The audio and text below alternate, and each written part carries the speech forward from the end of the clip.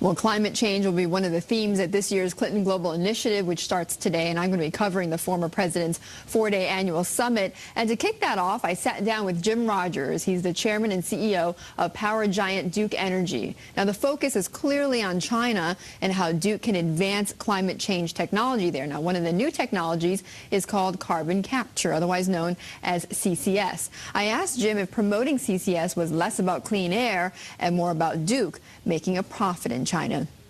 I actually see it going both ways because the technology is important, but it might be more difficult to scale it and make it commercial, and that's where working together makes a difference. Some would say that the actual technology of CCS is trivial relative to the challenge of actually scaling it and deploying it. Okay, and you want to work with other Chinese companies on that front. You mentioned Huaneng. Are you looking at other partnerships, or is that the beginning of, let's say, several partnerships with other Chinese companies? I would view this as the beginning of several partnerships because I believe we have much in common. They have made pretty clear objectives with respect to renewables, and we'll be doing that in this country, and our company's investing there. They've made clear objectives with respect to nuclear. We have proposed 2 nuclear plants, so we have a lot in common there.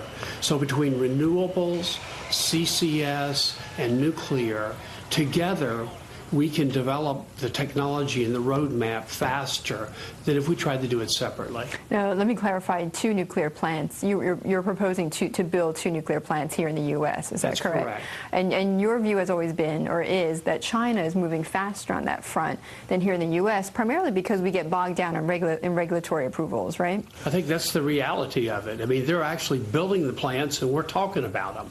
We need to go to work if we really want to reduce our carbon footprint in this country to build more nuclear plants. And as I said, we talk a lot about it, but we're not doing much to get it done. Are you concerned, just since we're focused on this, are you concerned at all that you won't get the regulatory approval for those plants? And some have said, why bet the farm in a way on building these 2 plants when in fact you could go into other areas in order to make up for some of the lost generation that you'll see? First, we're not betting the farm just on nuclear. We're investing a lot in energy efficiency.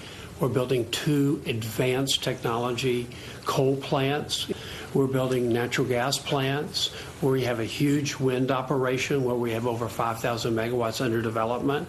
We're putting solar on the rooftop in North Carolina. So we're investing in all of them because we need them all in a low-carbon world, and all of them need advances in technology to be equal contributors in that low-carbon world. China itself has said, look, we're all for climate change, but we think that other countries should help us bear some of the financial responsibility. My question is, how much should private companies here in the U.S. bear in terms of financial responsibility to help China in the climate change world? Well, in a sense, we are regulated in the U.S. as a company. And so our rates are set by state commissions, and they protect the consumers from charges that we might make.